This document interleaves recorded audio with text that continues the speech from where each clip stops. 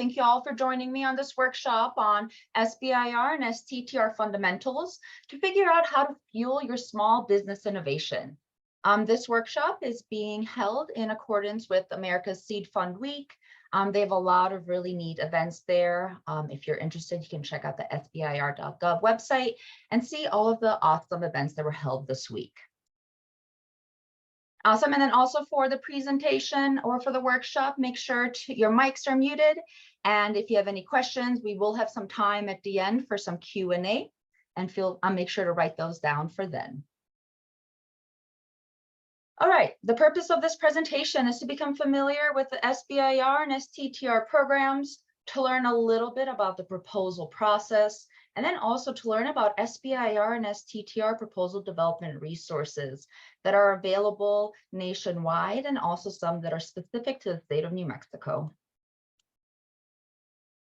Okay, so the Small Business Innovation Research, or SBIR, and the Small Business Technology Transfer programs are really meant to help startups and small businesses transform their high-risk, high-impact technologies into marketable products and services that solve our nation's problems. And there's a few goals that are associated with these programs. For both the programs, they look to meet federal R&D needs by providing research dollars to small businesses. They want to increase private sector commercialization of innovations derived from that federal R&D funding. They want to stimulate technological innovation, and they would like to foster and encourage participation in innovation and entrepreneurship by socially and economically disadvantaged persons. And for STTR, there's an additional goal there to foster technology transfer through cooperative R&D between small businesses and research institutions. So getting those technologies that are developed in labs out of the labs and into the marketplace. And for a small business to be eligible for the SBIR and STTR programs, there are a few requirements. One thing to keep in mind that when you are awarded an SBIR, STTR award, the small business is the applicant and the awardee, regardless of where the PI comes from. So for small businesses that are interested in these programs, they need to be organized for profit with a place of business that is located in the United States. More than 50% of it needs to be owned and controlled by persons who are citizens or permanent residents of the United States, and it needs to be classified as a small business, so less than 500 employees. And as you are thinking about this program, there is also an additional focus that needs to be there as you're applying. There needs to be a focus on performing R&D. So SBIR and STTR money is really used for high risk, brand new technology, new innovation R&D.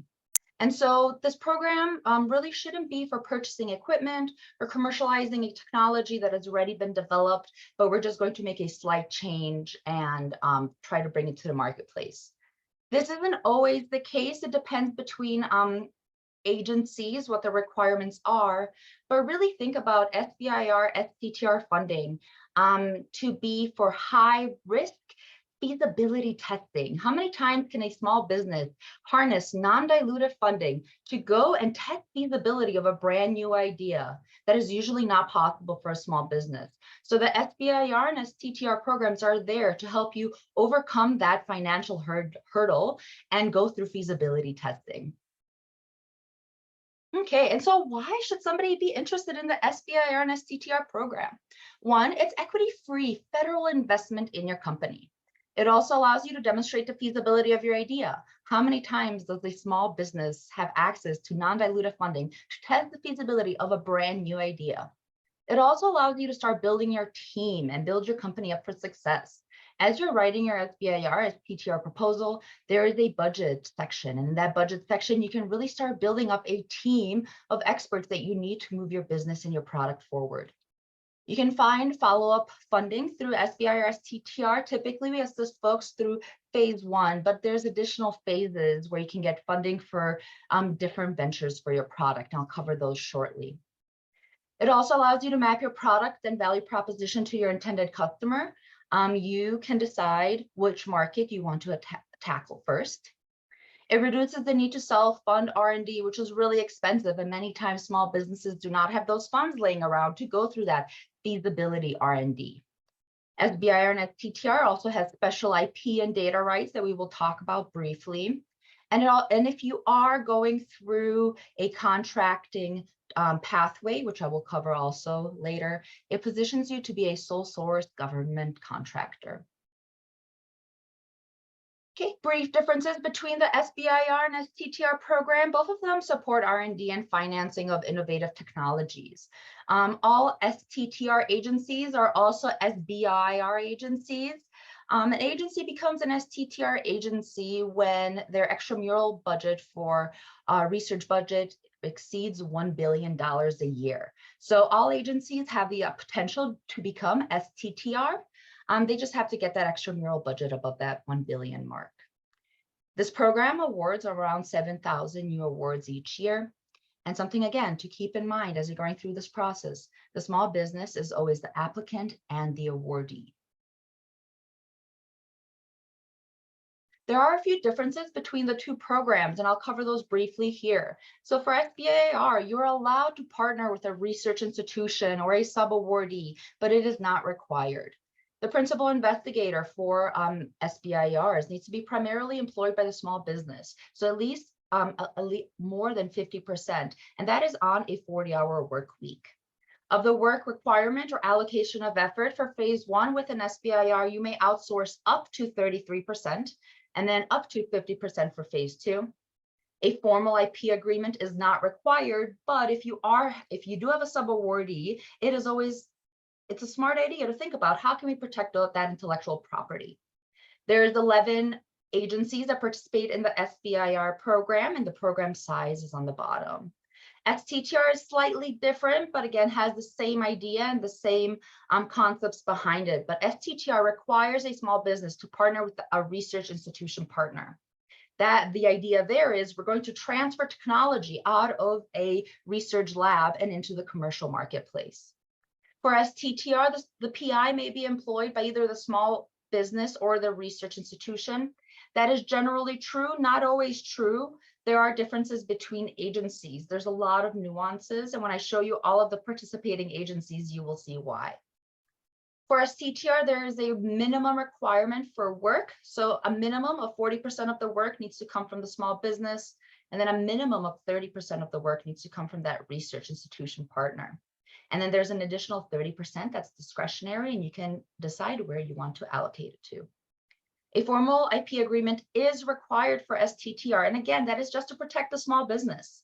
Imagine you are working with a large university or a large research institution. You want to make sure that your data and your IP is being protected. And there's 6 agencies that participate in the STTR program. Okay, just a visual of that allocation of effort and what it looks like. So for SBIR, the small business can take 100% of the work if they'd like to, but they also have the option to subcontract or have a sub-awardee that completes up to 33% of that work. For STTR, it's a little bit different. There is a conversation of minimums. So for STTR, the small business needs to complete a minimum of 40% of the work. 30% of that work needs to go to that research institution, and that is required for an STTR. And then there's a 30% discretionary. So there you can add more work towards the research institution or more work towards a small business. Really depends on the work plan and the scope of work you define. A little more background on SBIR and STTR. So it is a gated program, and this is a trend that you're seeing generally in federal funding, where there is a phase 1. If there's success in phase 1, then the applicant becomes eligible for a phase 2.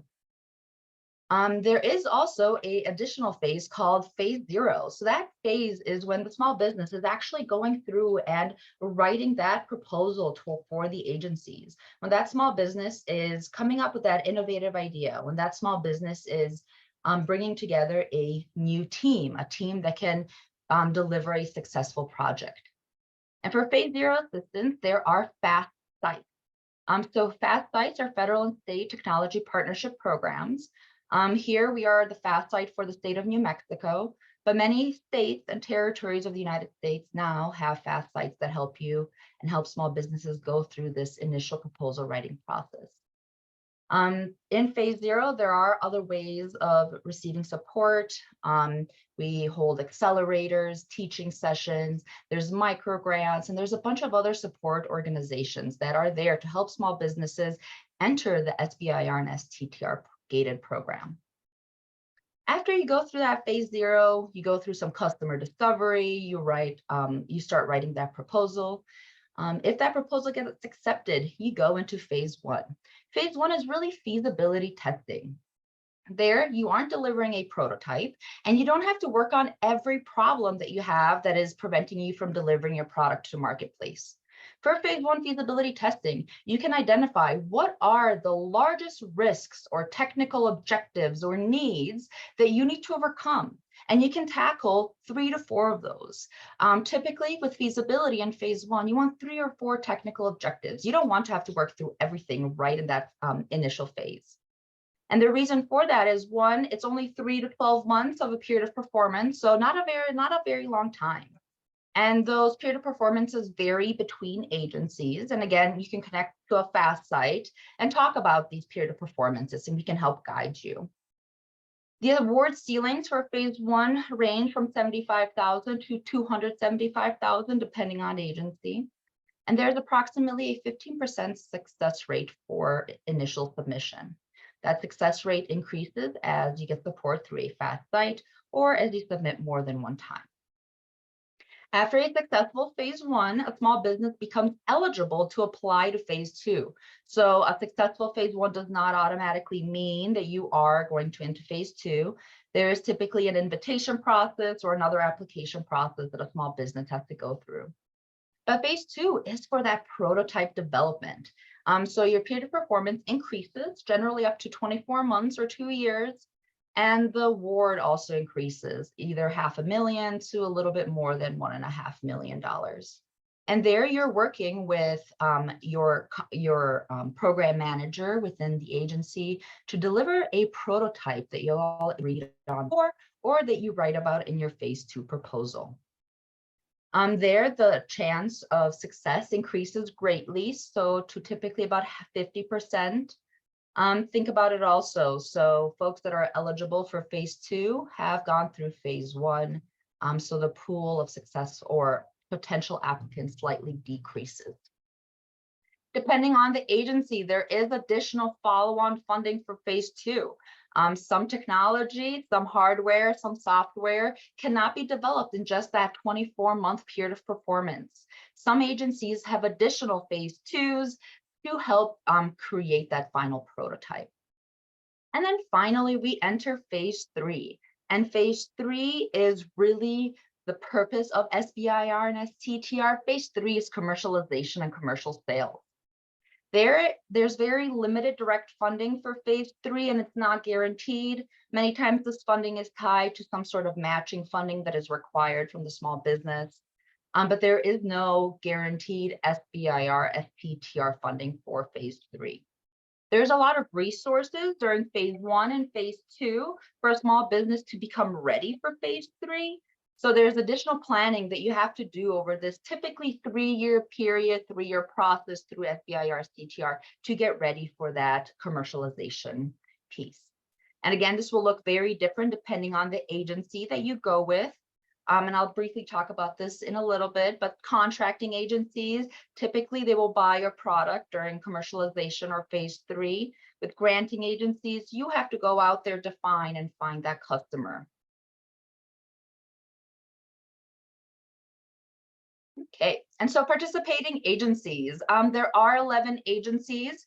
Department of Commerce is split into 2 with NIST and NOAA coming from Department of Commerce. So sometimes you may hear that there's 12 or 11 participating agencies, and that is why.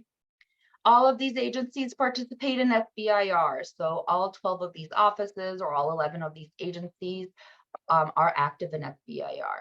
STTR agencies are in gray, and those agencies, again, you become an STTR agency when your R&D budget exceeds $1 billion, and that can happen fairly often. For example, the USDA or the Department of Agriculture just exceeded that $1 billion mark, and they were transformed into an STTR agency as well. A lot of times when small businesses approach me and they're like, oh, well, where can I go with SBIR, STTR? What are their initiatives? There is a lot. And a lot of the agencies, they focus on many different types of innovations, many different types of products. Typically, when folks explore SBIR, STTR, NSF seems like a nice match. So NSF, or the National Science Foundation, supports all scientific and engineering disciplines, minus anything doing with drug discovery or requiring clinical trials. But really, any idea can be funded by NSF. If you do require clinical trials, that's not a problem. We just have to jump over to NIH or HHS. There, they allow clinical trials. So there really is a lot of different directions that you can apply your innovation or get your innovation funded by SBIR and STTR. And that is really what FAST is for. So typically, if you have an idea, there's a lot of matching potential. You don't have to go through it alone. We're here to support you through that matching process. And, I mentioned the 11 agencies, but it gets a little bit more complicated as we delve into each of those agencies. If we look, for example, Department of Defense, there's an additional 14 service components of Department of Defense. So that means that there's an additional 14 times, and there may be new solicitations. Department of Defense has their own schedule. Each one of their service components can also determine their own schedule. Department of Defense is a contracting agency, so they'll release topics based on needs that they have right now. The same is for DHS, contracting agency, and there's several more components. And if you look further, many of the agencies, they do have those subcomponents that can make things a little bit complicated. But as you're working through what your innovation is, connect with your FAST site, connect with us here, and we'll help you match to what is available and what may be the best fit, which solicitation may you fit with the best. So I showed how all of the agencies have different service components. Most of those service components have their own requirements, and there's a lot of differences between the agencies, a lot of nuances. The proposal submission processes can be very different, and the requirements are also very different. That goes anywhere from the registrations are required, the format and layout, additional documentation, or page counts that are required in that proposal. And again, FAST sites or NMFAST, we can support you as you navigate that and as you make sure that you're compliant with the requirements. Funding levels vary greatly as well. As I mentioned, phase 1 can range from 75K to 275K. That is a great difference.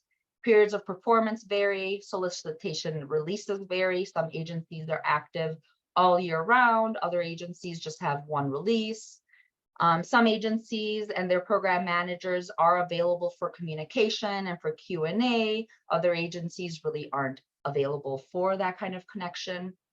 And then there's also differences in funding vehicles. So some agencies are more grant-based and others are more contract-based. And I'll show you the differences here shortly. And here on the right side, you just see a quick graphic showing all of those differences in the open and close times for all of the agencies. And those open and close times also change sometimes year to year. But know if you sign up for newsletters within any FAST organization or NMFAST, we do update you on that information and keep you connected to available funding. I briefly mentioned different agencies are going to require different registrations. There's a few registrations that are required by all agencies, and those are your EIN, UEI, your SBA registration, and your SAM registration. The SAM registration and UEI registration can be completed on the same page. Your EIN is developed as your business is established, and then the SBA registration can be completed on SBIR.gov. But minus that, all other registrations are unique to the agency, and agencies can change what kind of registrations are required. They try to keep things uniform, but there are slight differences. So again, that is something to keep in mind and something that we can guide you through. Submission portals also differ between agencies. Lots of agencies use grants.gov, but then again, depending on agency, there is going to be slight differences. Agencies may switch as well. For example, NSF just switched away from using Fastlane, and now their submission can be handled on research.gov. Okay, So I've mentioned slightly the differences between granting and contracting agencies. So with granting agencies, there's usually less specific topics. So there's more likely going to be a topic like just space. And then the small business defines the work that it's going to do underneath that topic. It is a flexible instrument designed to provide funds to public and to support a public purpose.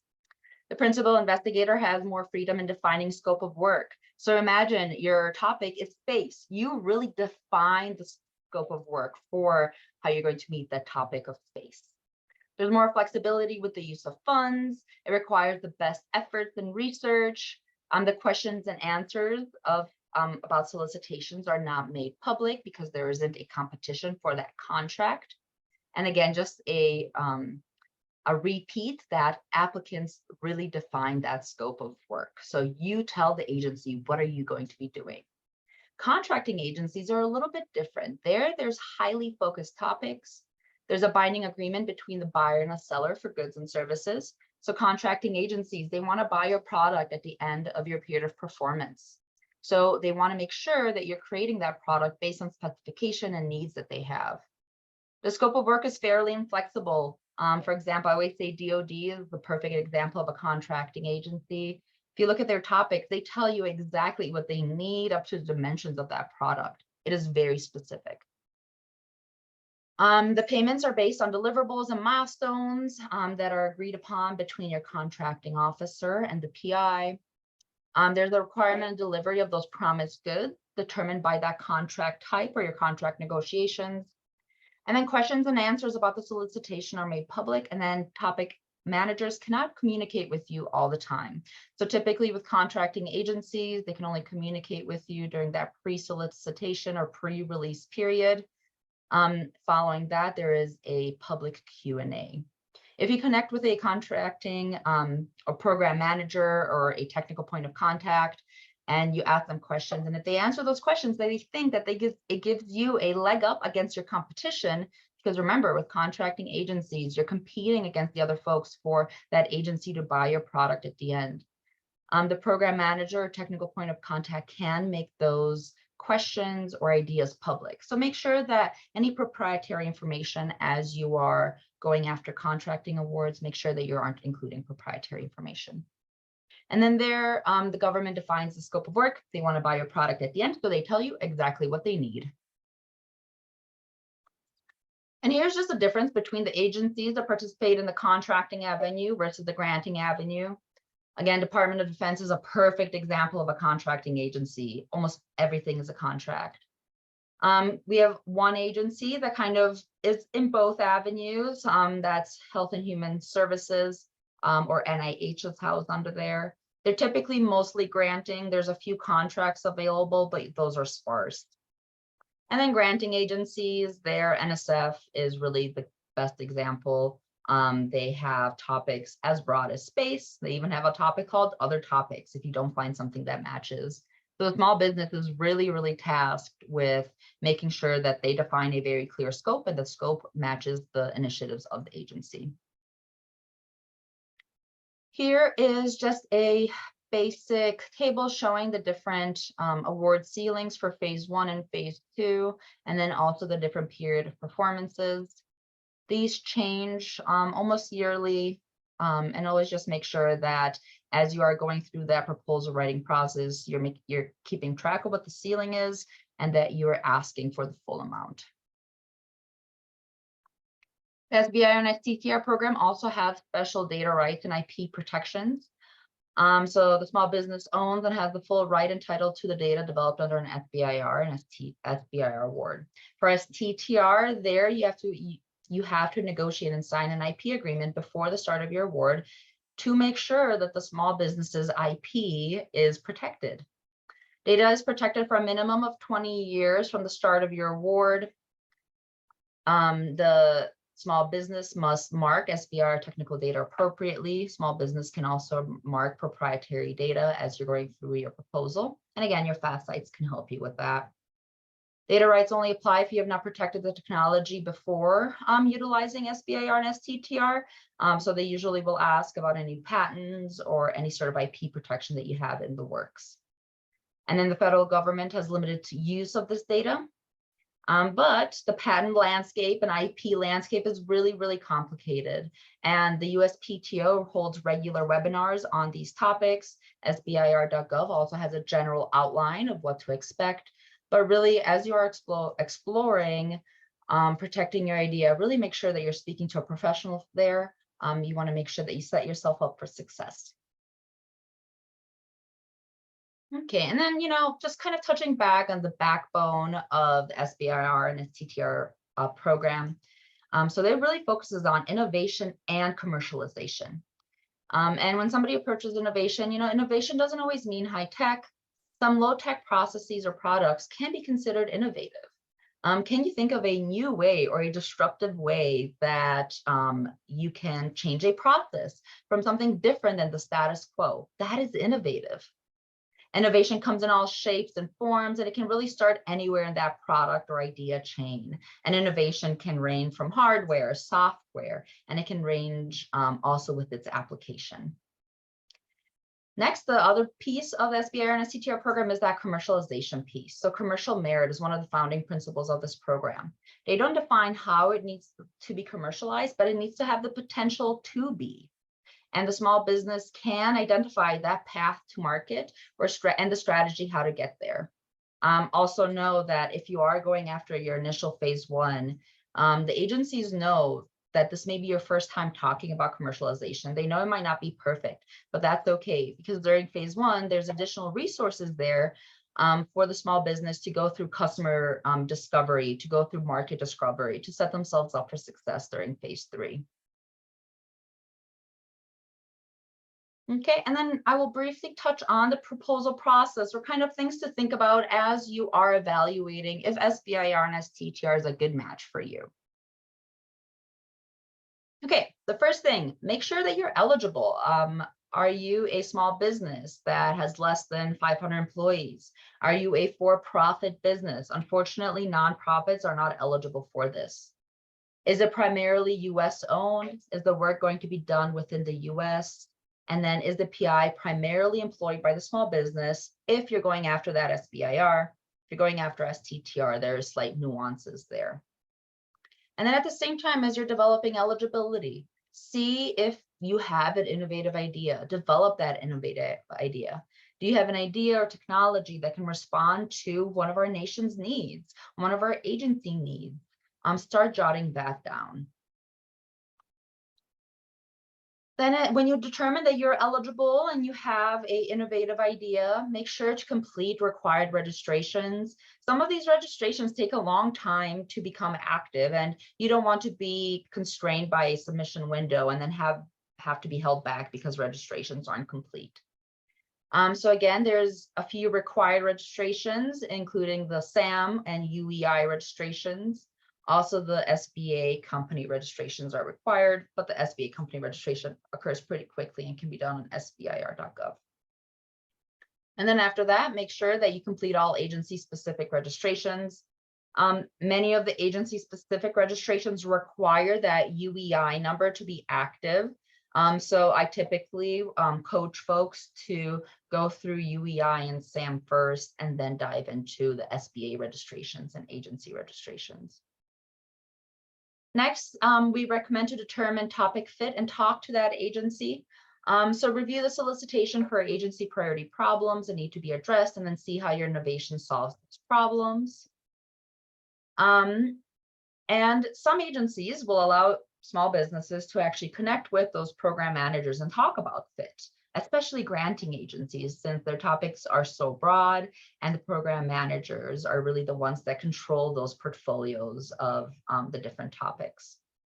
Other agencies, like those contracting agencies I mentioned, they might not be as open to conversations, and keep in mind the conversations you have with them may not always be private. Then once you've found a solicitation that matches and you've got all those registrations in place, start working on that proposal package. And these will differ greatly between agencies. Some agencies have some pre-proposal work, like NSF and DOE. And again, through that, we can help you and we can coach you through that. Most agencies will require some sort of technical proposal, resumes or bio sketches on your senior personnel. They'll require some sort of facilities documentation, making sure that you have access to what you need to be successful. Then there'll also be a budgeting portion. And an additional documentation may depend and be required by agency.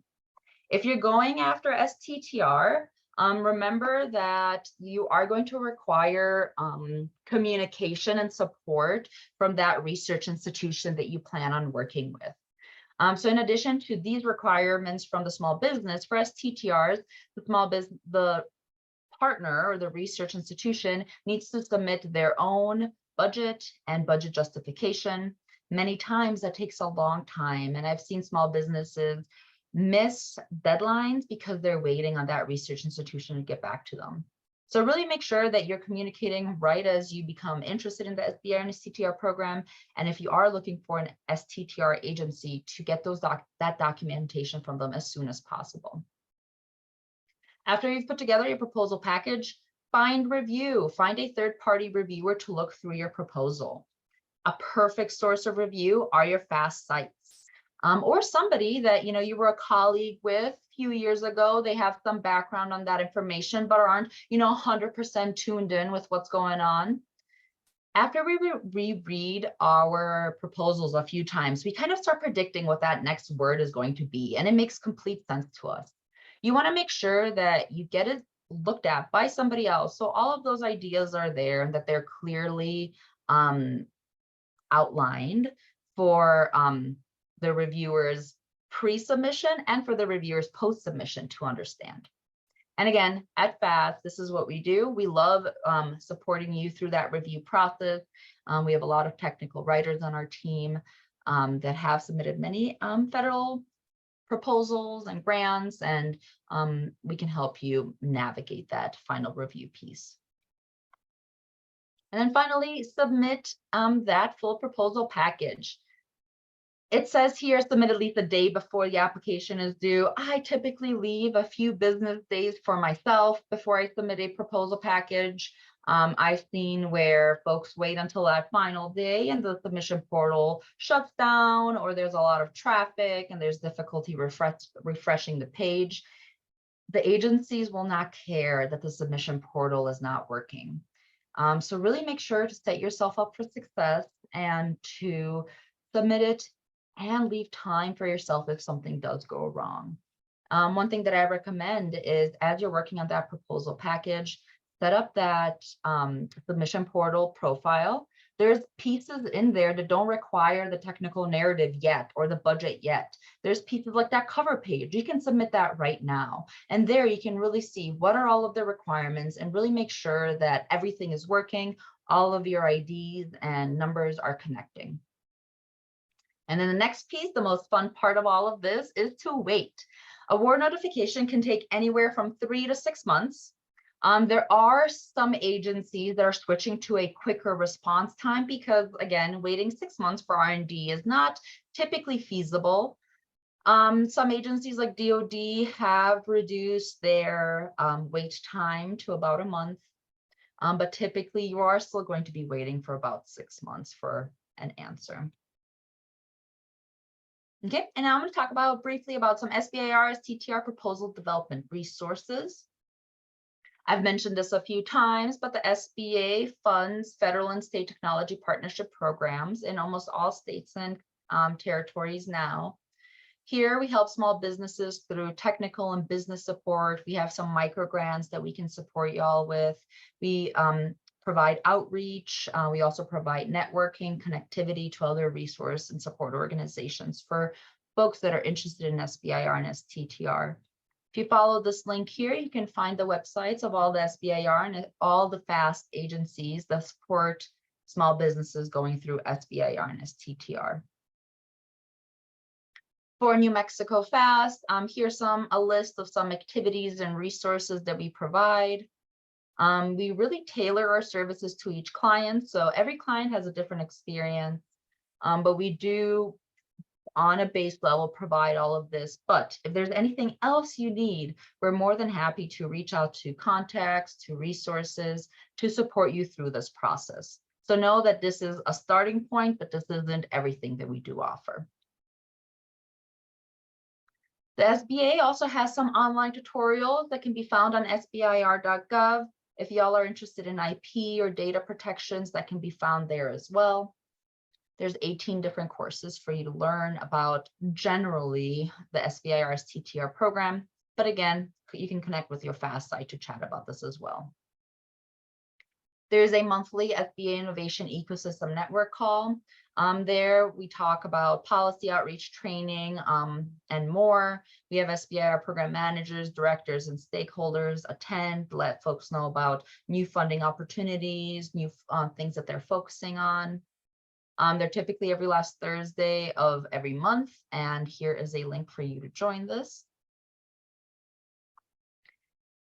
Additionally, as small businesses are going through that registration piece, there's a lot of times that they need support. There is the Apex Accelerator in each state to provide businesses support in completing those registrations and making sure you're compliant with the direction that you do decide to register for. The Apex Accelerators was known as PTACs, or the Procurement and Technical Assistance Center. But they've rebranded to Apex Accelerator. So you'll be seeing kind of that change in terms very soon. Also, small businesses can access the SBDC or the Small Business Development Centers. There's centers in each state. There you can find more initial business support or free business consulting, training, business planning. Lots of times when folks approach the SBIR STTR program, they're coming from a research background or working in academia. You can get a lot of that business support through these SBDC centers to kind of give you that additional business side to your innovation. All of the SBIR and STTR agencies have their own websites. They also have listservs where they will list any webinars that they have going on, any workshops, Q&As. They will update folks on changes to their solicitations, or if there is a new funding opportunity that is becoming available. You can find a list of all of the agencies on this page. And if you need a list of the listserv signups, let us know, and we're more than happy to send that over to you. Okay, and now briefly, I'm going to touch on some NMFAS upcoming programs and events. So here in New Mexico, we have the New Mexico Clean Energy Resilience and Growth Cluster.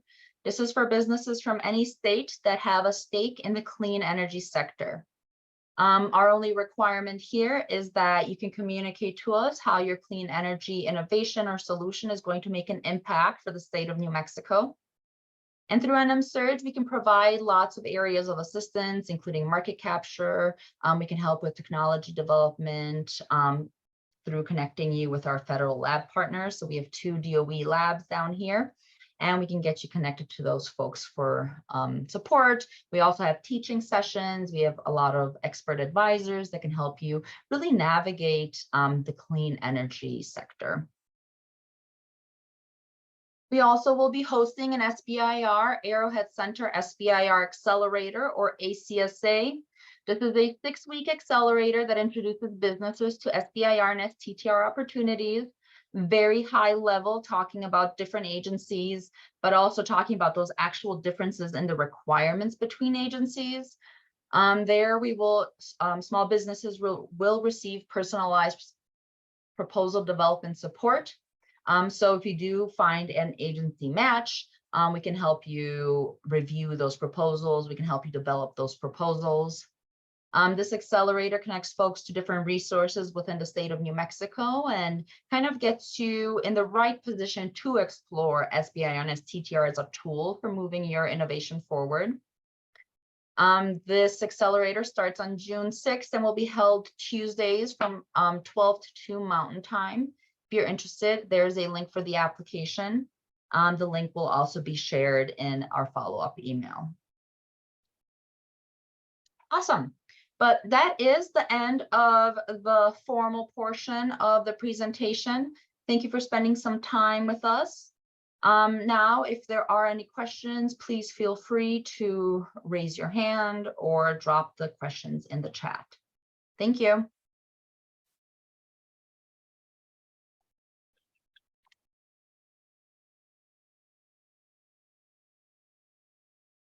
Hello. This is Mike. Do you have a question? Oh, yeah. I didn't know if you could hear me or not. And it's Melissa, right? Not Malika? It's Melitza. Rhymes I with got you. Rich. Okay. Okay. You were talking about the cash or asking for the full amount on grants and contracts. Now, should you always do that exactly? You know, like they want 250,000 in the, let's say from the DOD, you ask for 250,000. It depends. Typically for granting agencies, I will say ask for that full amount, really try to go to that ceiling.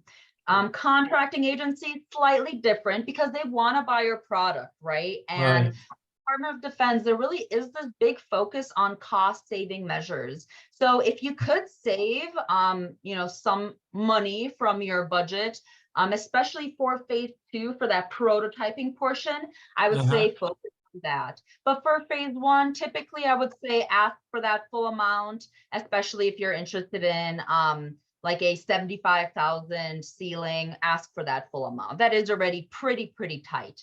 But when you're going into phase 2, where the availability of funds is, up to like 1.6 million, there, try to do cost saving measures. But again, that may not always be possible.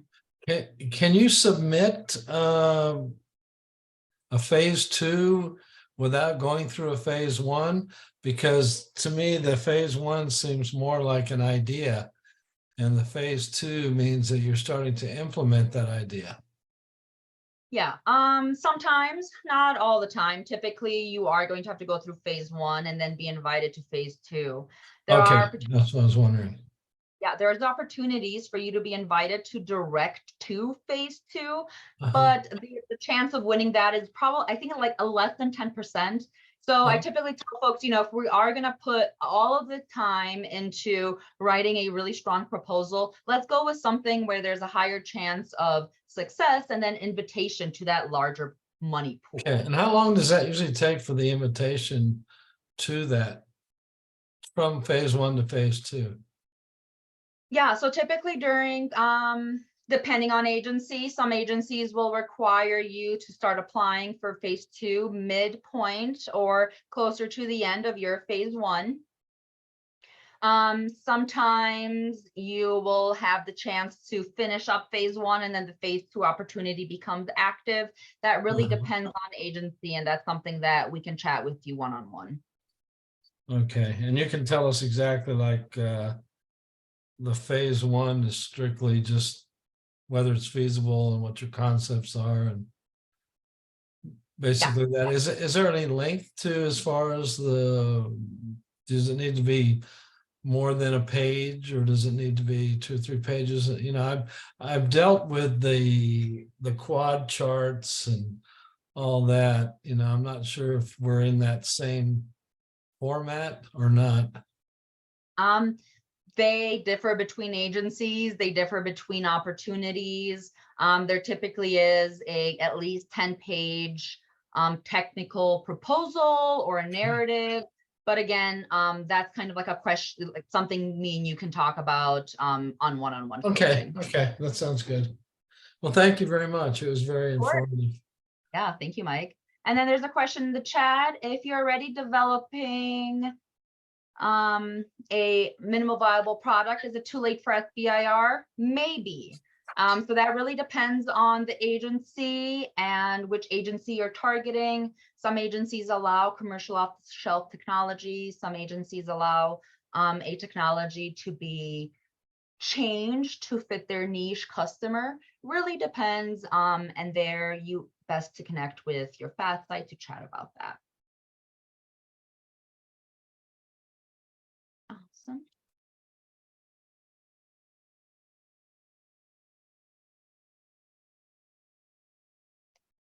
Awesome. I see a question about if there is a Virginia FAST equivalent. I am not sure. You can check on SBIR.gov to see if they have a FAST site. If you would like to, also feel free to send me an email and I can connect you to the program manager of Virginia FAST if one exists.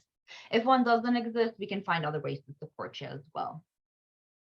Other question, can the SBA FAST assistance that's granted to be used to pay a professional that prepares the SBIR document? Maybe. That's at the discretion of the FAST site.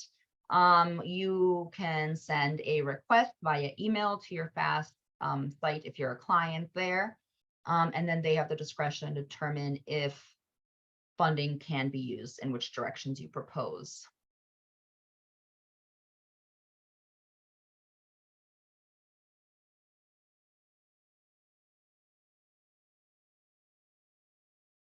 Another question, if I own a business 100% side hustle and work from a university, am I no longer eligible? I wouldn't want my university to be part of it at all.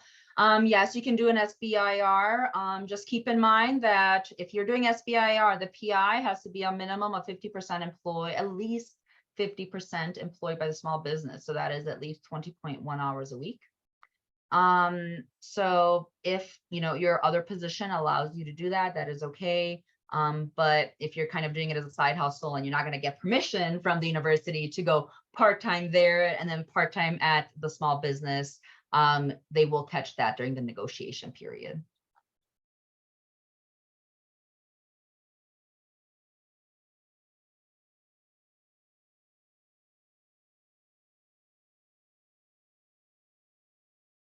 Awesome. And then if there are no other questions, please send me an email if there are any other things that you need. I will be sending up a follow-up email that has this PowerPoint and PDF form.